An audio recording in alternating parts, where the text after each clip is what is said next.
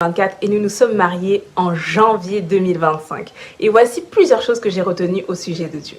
Premièrement, Dieu est vraiment celui qui orchestre toutes choses. C'est-à-dire que j'avais demandé au Seigneur d'orchestrer ma future relation amoureuse. Je lui ai dit de prendre le contrôle du scénario, du comment ça allait arriver, etc. Je l'avais même écrit. Et figure-toi qu'il a fallu que je déménage pour rencontrer mon mari. Pourquoi? Parce qu'il était tout simplement mon voisin. Alors remets entre les mains de Dieu ta future rencontre avec ton mari. Dis au Seigneur de te surprendre. Dis au Seigneur de faire au-delà de ce que tu peux imaginer ou même de ce que tu peux penser. Parce que c'est ce qu'il dit dans sa parole. Il dit que ce sont des choses que tes yeux n'ont point vues, que tes oreilles n'ont point entendues, qui ne sont pas encore montées dans ton cœur. Ce sont ces choses-là que Dieu te réserve. Deuxièmement, j'ai compris que Dieu faisait vraiment toutes belles choses en son temps.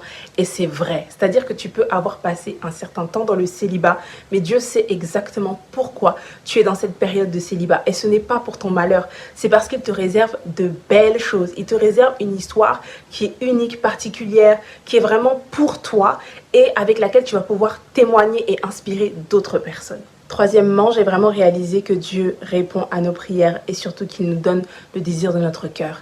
C'est-à-dire que tu peux avoir une liste de critères et demander par exemple à Dieu un homme qui te craint, un homme qui est bon, un homme qui aime les gens, un homme qui veut te servir.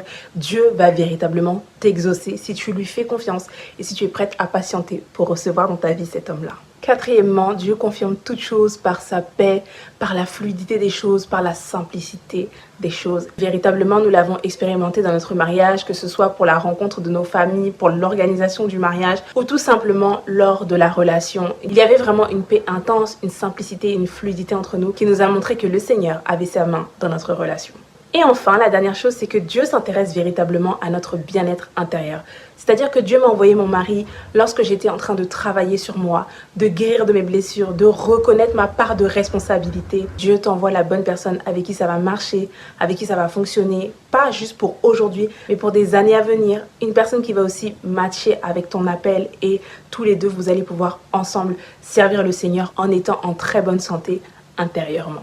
Alors si tu crois que Dieu est capable d'orchestrer ta future relation, de te donner aussi le désir de ton cœur, de t'apporter cette paix, cette fluidité, que tu te sentes bien, que tu sois dans une relation saine, écris Amen dans les commentaires parce que assurément, Dieu fait toujours au-delà de notre espérance. J'ai rencontré mon mari en mai 2024 et nous nous sommes mariés en janvier 2025. Et voici